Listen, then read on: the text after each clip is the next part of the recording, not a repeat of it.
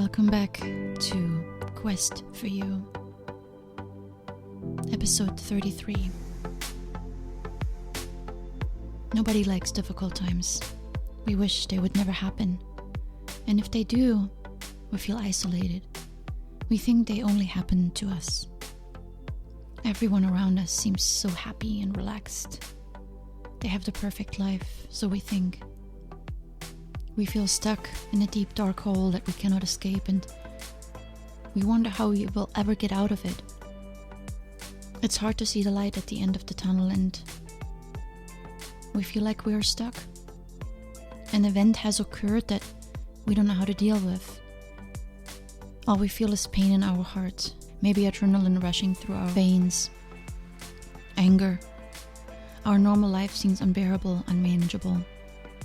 The truth is, everyone goes through stuff. No one wants to struggle, and if they do, they don't want to even admit they're struggling.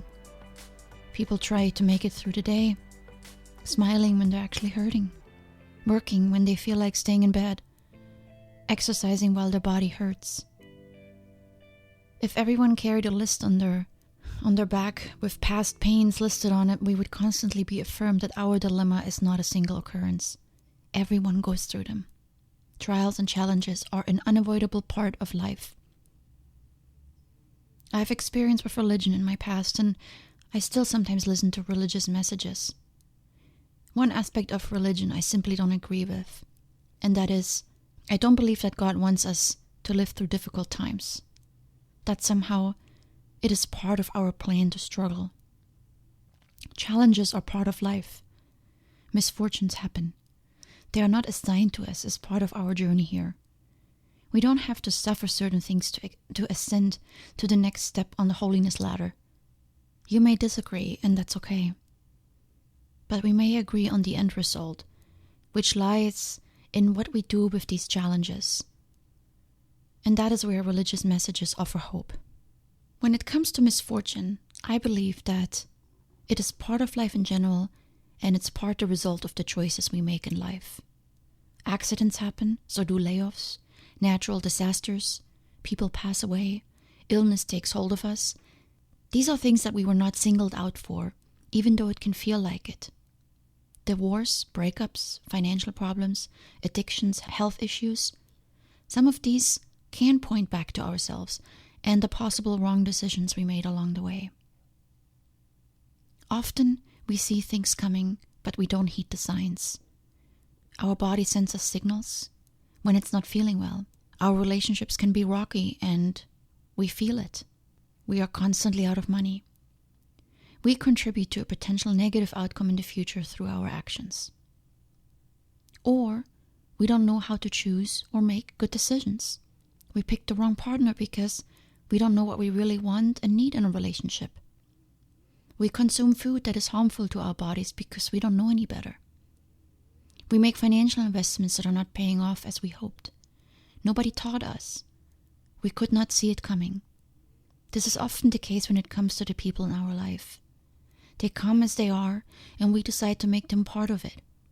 We are humans, so we crave companionship. But we don't know everything that's inside another human being, or how the person develops over time, over the time that they are part of our lives.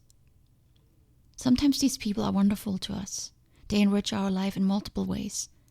And then there are people that reduce the joy in our life. They cause trouble, sometimes harm, pain, and emotional suffering. Their actions and behaviors expose us to situations that we often have not encountered before, and therefore we don't know how to handle them. So I hope you see now that suffering can occur due to varying reasons. Some of our own making, and some are simply part of life. Some are easier to accept because we know we contributed to it happening, and others cause resistance within us because they occurred at random. And our logical mind wants to wrap its hands around it and understand why us. The important part is, how do you move through such a challenge? I want to read you a quote from Roman Emperor and Stoic Marcus Aurelius. You will hear me quote a lot from the Stoics because I often consult Stoic writings when I seek answers to challenging questions in my life. The Stoics offer quite the advanced guidance, given that their philosophy originated in ancient times. I find that the Stoics analyzed life in a very dry and analytical way, resulting in solutions that can appear tough to implement because the emotional aspect is missing. Hence, the often negative associations with Stoicism. But at the end of the day, emotions are erratic, inconsistent, and subjective. Strip them away and get to the bottom of the matter, and that's what needs addressing. So here's what Aurelius said to challenges. While it's true that someone can impede our actions, they can't impede our intentions and our attitudes, which have the power of being conditional and adaptable. For the mind adapts and converts any obstacle to its action into a means of achieving it. That which is an impediment to action is turned to advanced action. The obstacle on the path becomes the way. So Aurelius argues that obstacles are actually our greatest opportunities for growth and advancement. They force us to re-examine our path, find a new way, and ultimately empower ourselves by practicing virtues like patience, generosity, and courage. The impediment to action advances action. What stands in the way becomes the way. This is advanced stuff. But I'm sure you've heard this before. Boiled down. Usually we say, what can we learn from this experience? Which is basically what Aurelius is saying. Well, a question like this doesn't offer much help with the feelings that you're going through. It gives you something to focus on. In the beginning, I realize it's hard. You cannot focus on much else other than the dilemma or the obstacle in front of you.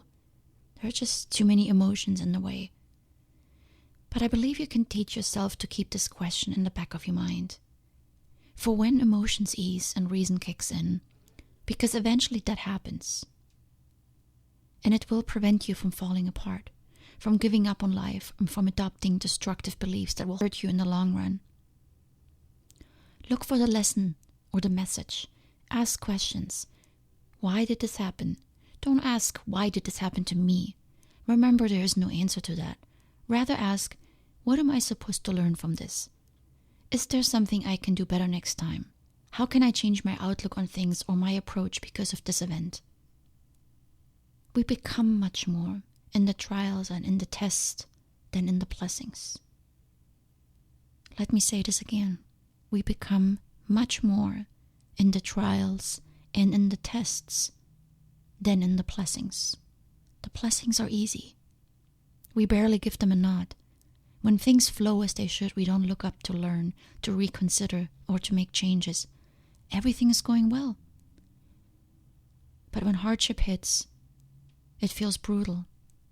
But that's when we're called upon to access our resources, our strength. Not to give up, to throw life away, or to retreat. No. That's when life is being loud and aggressive, and it's time for you to stand up and pull yourself together and fight back. Remember this. It takes time to become you. You don't walk the red carpet of life and learn everything you need to know. The pains and the scars are part of the journey. They make you a richer you. Take a minute and think back of something that didn't go as expected in your past. I'm sure there was something, even if you're still young and you don't think this applies to you. A fight with a good friend maybe, or your parents. This journey of learning lessons from life starts early. What matters is what you do with those lessons. What conclusions do you draw? What changes do you make to your thoughts, your behaviors, and your actions? So my message for today: don't interpret issues as a setback, but as a moment toward uncovering a real need, and then work towards addressing that need. Ending with another quote from Marcus Aurelius. Does what's happened keep you from acting with justice, generosity, self-control, sanity, prudence, honesty, humility, straightforwardness, and all other qualities that allow a person's nature to fulfill itself? So remember this principle when something threatens to cause you pain. The thing itself was no misfortune at all. To endure it and prevail it is good fortune.